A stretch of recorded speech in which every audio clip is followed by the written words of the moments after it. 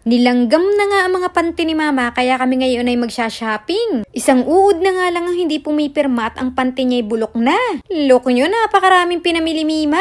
Kaya na mag-improvement ni Mama, tig 700 ng bra. So ayun na nga, maaga akong gumising. Samahan niyo ako mag-shopping. A day in my life with family every Sunday. Wala na nga si Dudong sa tabi ko kaya chinek ko kung siya yung nagsosolo. 2 basong tubig agad pagising kasama sa aking beauty routine. Anyway, after ng tubig ako'y nagkakape Mima. Sabay nood-nood ng Netflix. And then eto, breakfast na. O, pansin nyo, hindi na naman ako nakakapagluto.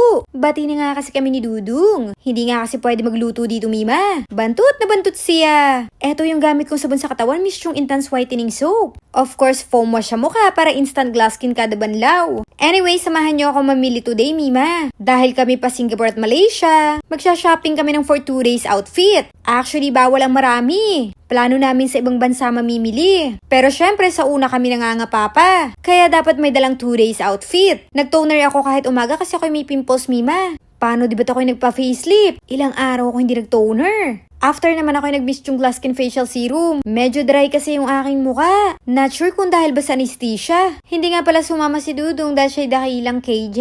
Lahat ay ayaw nga. Kaya ako'y tinatamad sa kanya. Lian ang shade ng aking lip tint ha, Miss yung Sleek Tint. Medyo ako'y napapanot na kaya nag-ritual naman ako sa ulo. Hindi ko sure kung aray effective, aray aking first time. Gusto ko kasi sobrang kapal ng buhok ko, Mima. Ang lakas din kayang makaganda. Yang kutis at buhok pag yung na-perfect. Kahit nakabasahan ka, mukha kang nakapang-alis. Biglang makukonsider na fashion. Instant glass skin nga pala si Miss yung serum lotion. Kumain nga ako ng ice cream at may katabi ako mandurukot. Kaya iniharap ko yung aking bag. Look nyo, chumechempo lang iyan. Sa tunay, ayaw na nilang mag-shopping. Kaya namang dami na daw ng kanilang damit. Pero aring si Mama, pabida. Gustong ma-impress ang jowa niya, Mima. Brat panty talaga.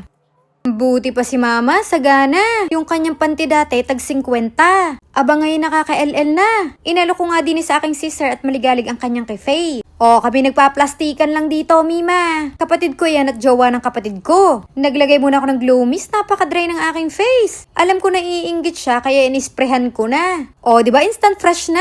Kanina pa nga siya nahanap ng Soen, mukhang sold out na. Look nyo naman aring brat panty ni Mama. Mga kapatid ko naman ang nag-shopping kahit ayaw nila. Anyway, binilhan ko rin itong jowa ng kapatid ko, Mima. Yan ay pa-thank you ko lang nagtitiis sa aking brother. Sobrang ganda niya, si brother naman ay sobrang tahimik. Ari naman si Barot ay nakikipag-nego.